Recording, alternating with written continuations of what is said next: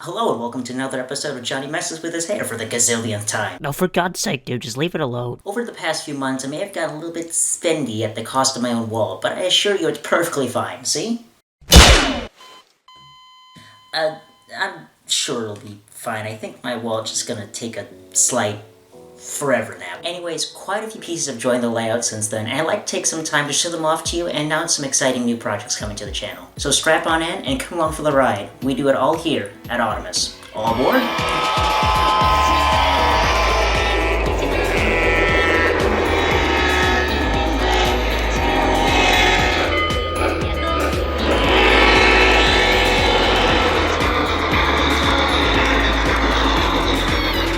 One of the pieces I want to start the showcase off with is one that I promised to show off back in my S3 showcase video. One of the sets I think I'll probably take to my grave, my Metra F40 in gallery cars. Now to the untrained eye, you may think this is nothing more than a generic city commuter set, and in a way, you're not wrong. But these Metra sets are worth their weight in gold, and I couldn't be happier to own one. Metra has a special place in my heart, and now if you didn't know, I'm from the Chicagoland area, and Metra is the lifeline that keeps the suburbs linked up to the city. While I didn't see a lot of Amtrak growing up, I saw Metra every time I was by the railroad tracks. As I got older and got a job as a delivery driver, Metra was even more prevalent in my day-to-day life, making sure I got my way every time I needed to get somewhere fast. Oh yay, another Metra train that's keeping me from delivering pizzas. Oh joy! Yay! Now, after seeing these trains for years, I'm so glad to finally own a model of one. Now, while these cars are MTH Premier, the engine is actually K-line. Now, admittedly, out of the box, I wasn't the biggest fan of the K-line one.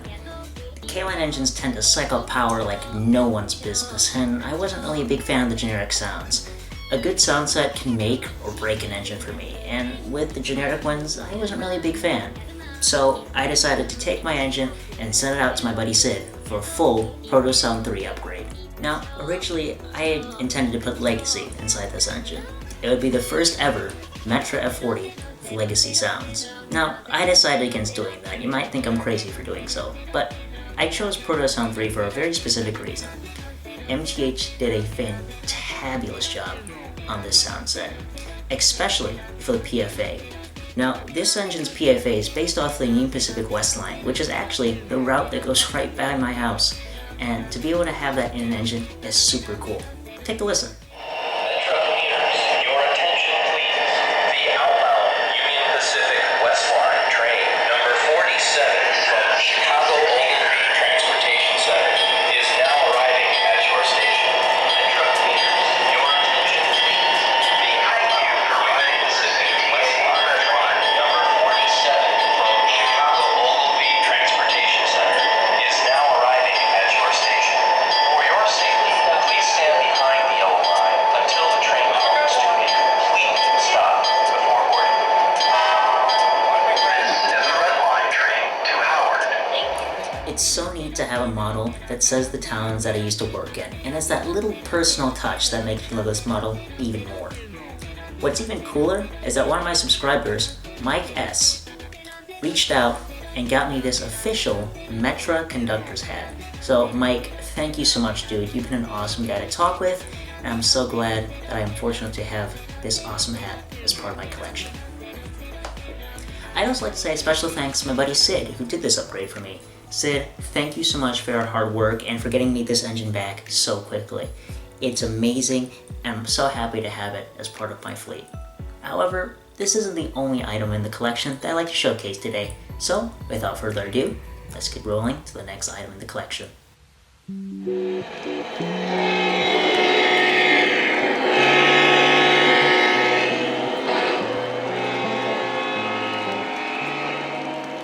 Now, in front of me are two engines that I've wanted since I was a little kid. Now, longtime viewers of the channel will remember when I showed off my Line Master Challenger.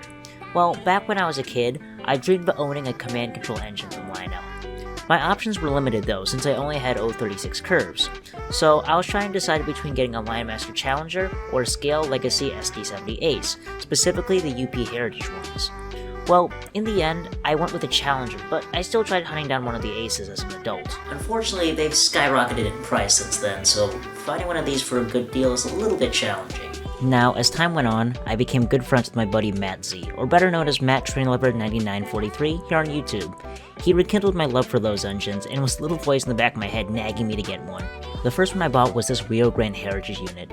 Now, I found this really cool picture of UP 1989 with the ski train on Pinterest, and I just loved how it looked. Since I ordered the ski train cars from Lionel, I decided I should probably get an engine to go along with it. While Matt was a big driving force behind me getting 1989, one thing I know he didn't support was the fact I bought it without a box. While I'm overjoyed with having the engine, it didn't arrive in the best condition. I just want to show off how f***ing great this packaging job is. Just, ooh. Like all this tape is just coming off. This one isn't even attached to anything, and if I spin the box around, oh look, a giant fucking hole. I guess I just can't get a break shipping wise, but hey, at least I got a beautiful engine out of it. I really love the vibrant paint scheme on this engine, and I can't wait to see how it looks with the new Lionel ski train cars. Now, only recently will I be able to acquire my second SD70, and it would be this beautiful Southern Pacific Heritage unit. Now, I won't go in depth about how I got this engine since I'd like to do a full video on the story of how it got here, but long story short, it took a lot of bargaining and persistence to get it here, and I'm just over the moon to finally own one. So a special thanks goes out to Matt Z for making this happen. I love the paint scheme on this engine. It's a combination of the iconic daylight colors and the elegant lines of the SP's Black Widow. The sounds are amazing as well, and even though the sound sets are similar, I like the 1996's sounds a little bit more. Overall, they're both beautiful models, and I'm so glad to own both of them. And also, it gives me a chance to have some modern power for the layout, which keeps things nice and refreshing. Now, I know we've looked at a lot of modern motive power so far, so let's turn back the hands of time and check out some classic transitional era motive power. Ooh, it's Johnny from the past, future, present. No, it's me from that anime. So, what you just saw was recorded about, I'd say a month ago.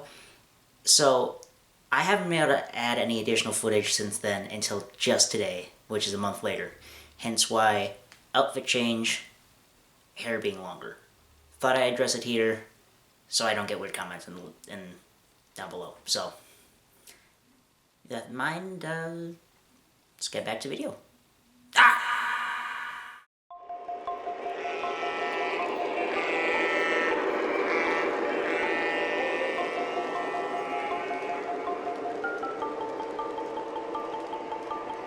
Longtime viewers of the channel will know that back in October of 2021, my buddies Matt R., Jason, and I drove all the way down from Chicago to York, PA for the York Train Show. This has to be hands down the best experience of my entire life. In 3 quick days, we rode the Strasburg Railroad, visited Choo Choo Bar, explored the Pennsylvania Railroad Museum, and even got to run trains at Sid's and Chris's Trains and Things layouts. It will forever go down as one of the best weekends of my life, and I can't wait to see everybody again this year. If you haven't already seen the video, I'll link it up above and down in the description as well. Hopefully, it will give those who are still on the fence about going to York the extra push they need to make the trip out. Now, I can go on about all the cool things that we did at York, but I haven't really talked about the goodies I was able to snag while we were there. Now, it's no secret that I have a slight liking of the Southern Pacific daylight paint scheme.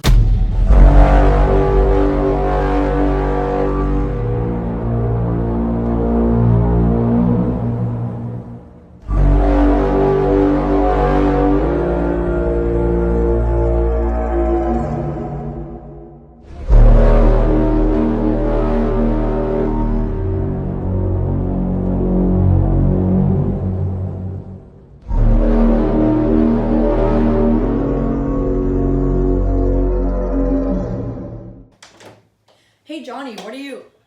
Get out! Dude, what the fuck is all this? Get out! Look, if it can fit in my 18 sheds, it's not a problem, okay? All jokes aside, the daylight holds a special place in my heart. As a child, my first ever steam engine was a Little Rail King GS2 Daylight.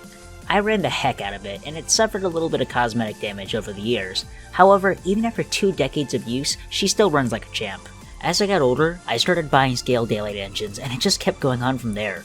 Fast forward to York, and I was walking the halls with Matt when my buddy Jason runs over to us and tells me there's a Southern Pacific Daylight Alco PA set for sale. Slowly, we make our way over to the vendor, and I see them sitting in the midst of various collections of engines and rolling stock.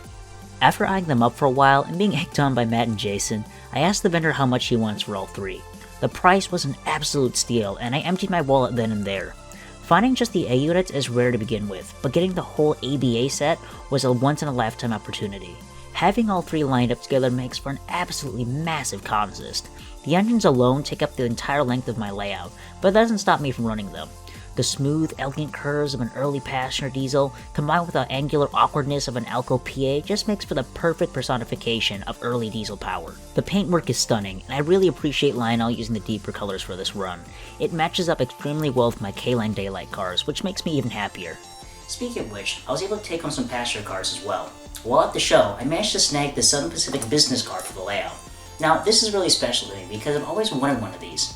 I grew up watching Southern Pacific 4449 race up come past side by side with 8444, so having a model of this is actually really special for me. I also brought home a car that I purchased a while ago. This is a K-Line 21-inch parlor car in the Daylight paint scheme. After having the dome car after my baggage car for ages now, it's nice to have a coach be able to space it out properly, plus it makes it look more natural. I'm currently 3 cars down in my 21-inch Daylight set, so I've got plenty more to go. Having satisfied my itch to buy a new engine at York, I wasn't really planning to take anything else home with me. However, little did I know, my buddy Sid had something special planned for me.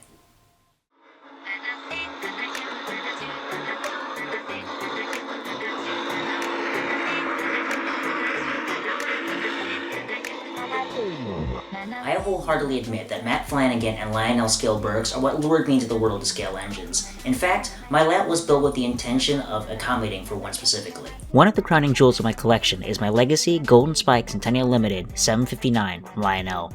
This was my first engine that I ever bought new from my local hobby shop, and I couldn't be happier with it. However, it didn't quite scratch the itch in terms of classic Legacy Burks. Growing up watching Matt Flanagan, I remember being envious of his Chesapeake and Ohio 2696 Berkshire that he had. On the surface, it seemed like an odd one-off road name for a Burk, and as a kid, I didn't really pay it much mind. I was too busy foaming after repair Marquette 1225 and nickel plate Road 765. But in actuality, I would argue this engine's even more rare than finding an original 765 or 1225. This engine was actually bundled in their Empire Builder set back in 2009.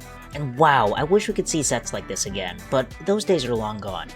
Included in this set was the Legacy Burk, 5 scale cars, plus an additional one if you sent in a voucher from the set, the Legacy 990 Command set, ZW Transformers, and a loop of 072 Fast Track with 2 switches.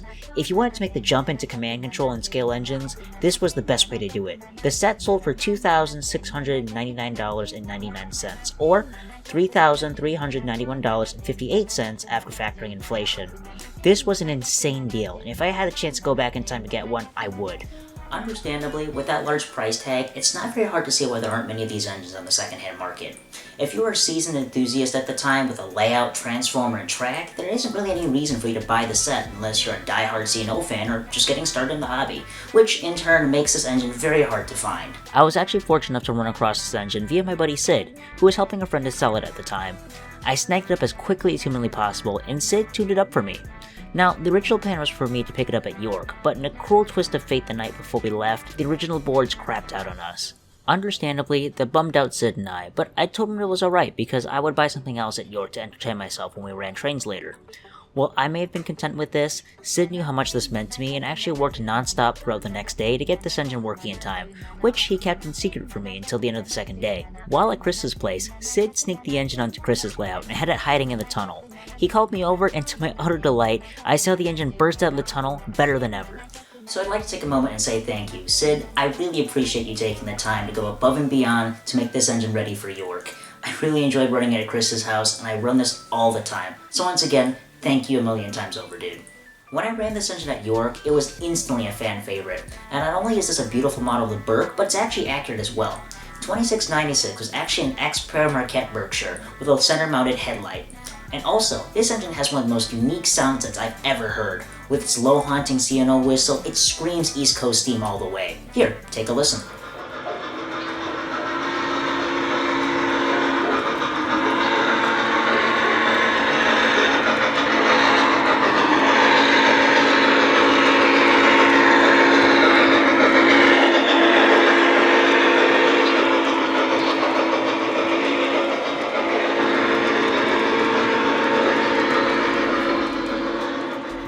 Convey how much I love this engine. I know I won over RJ and Maddie C into wanting Burks of their own after I let them run 2696 for a bit. My buddy Zach even tried to make me an offer on the engine before I even got a chance to bring it home. This was a home run for Lionel, and I adore every aspect of this engine. Now, to my knowledge, this was the only time they used a whistle like this in a Chesapeake and Ohio Berkshire. After this, all future runs had the 765 whistle, which is perfectly fine, but it doesn't hit home like the one like 2696 has. But who knows, maybe in a future run they will include that whistle. Only time will tell. Overall, I feel extremely lucky to have this engine in my collection, and it brings my childhood dreams full circle. And it's really awesome being able to bring a brand new steam engine home. But in a funny twist of fate, I actually had one more waiting for me when I got back from New York.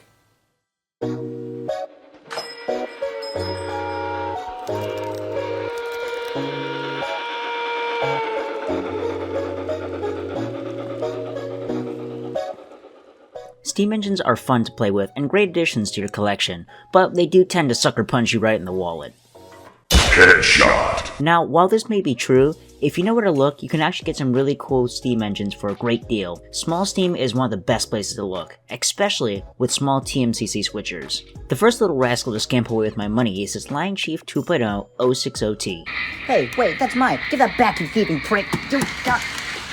These little engines are fantastic for the price that you're paying, and for the size, you can practically run this anywhere. They look and sound great too. Now, I won't say much about this little guy since they've been around for forever now. However, if you really want a good in-depth review, I highly recommend my buddies Matt at Chicago Model Railroad, Matt at Matt Train Lover, or RBP Trains to see their videos showcasing these little guys. Now, if you haven't already, definitely pick up one of these engines. They're great for the money, awesome little engines, and you definitely won't be disappointed. Since the 060T was my gateway into affordable small steam, it was only a matter of time before the next one showed up at my doorstep. While it's a classic for the modern era of Lionel, this is still a fun engine to run, that being the Lionel 080 steam switchers. Now don't be fooled, this isn't a run-of-the-mill 080 from the Lion Chief starter sets. This is a full-scale TMCC Lionel 080.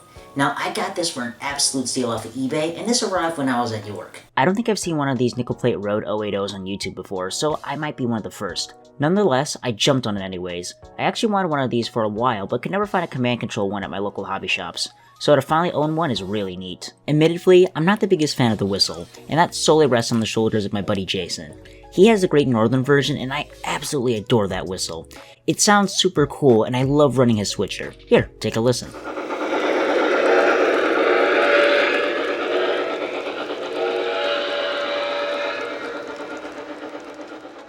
I'll most likely hold out until I can find one for myself, but nevertheless, the nickel plate road one will be going to a new home and to someone who will give it all the runtime and attention it deserves. And with that, we come to the end of the list of all the items that have come to the lab in the past few months. But don't fret, I got some really cool custom projects in the works right now. For example, I'm working with my buddy Carmine on a one-of-a-kind War Baby version of Southern Pacific 4449. It was a very short-lived and barely known about excursion that the public doesn't really remember. So if that interests you, make sure you click subscribe and hit the bell icon for notifications whenever I upload. Last but not least, I'd like to formally announce that I have joined the Matt O-Scale podcast. Now, if you want some easy listening and a place where you can get some amazing discussion about all things O-Scale, check us out. We've had some amazing guests like Ryan Kunkel, Eric from Eric's Trains, Chris from RBP Trains, and Ken Bianco from Train World. We're on Apple Podcasts, Google Podcasts, Podbean, here on YouTube, Spotify, and Amazon Music as well. I'll leave a link down in the description below, and I'd really appreciate it if you checked us out. But that's enough talking from me. I've been going on for ages at this point. So, thank you so much all of you for watching my channel, and I can't thank you enough for your support. I've got a few videos in the works right now, so stay tuned for those. But, finally, I'll shut up, and we'll go run some trains. So, until the next time I'll see you, I'll catch you in the next video.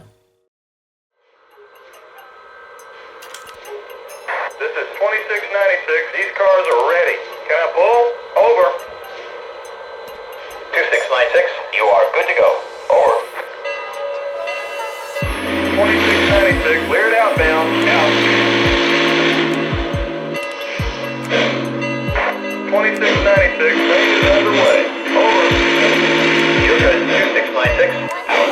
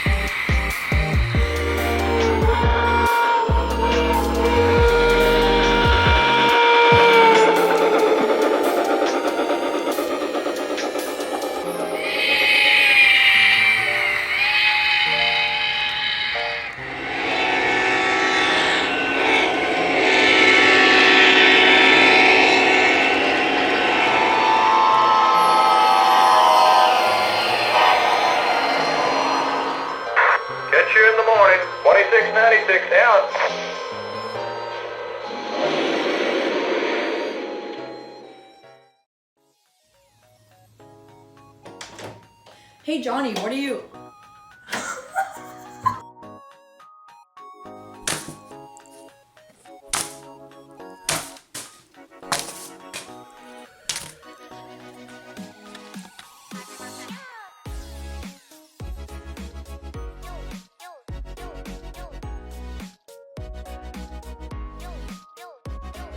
Hey Johnny, what are you?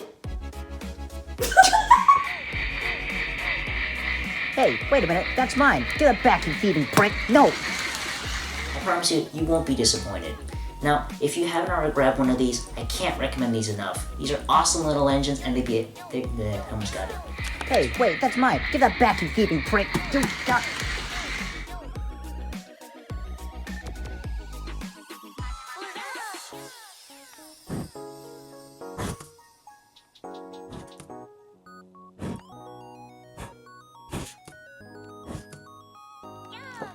Get out!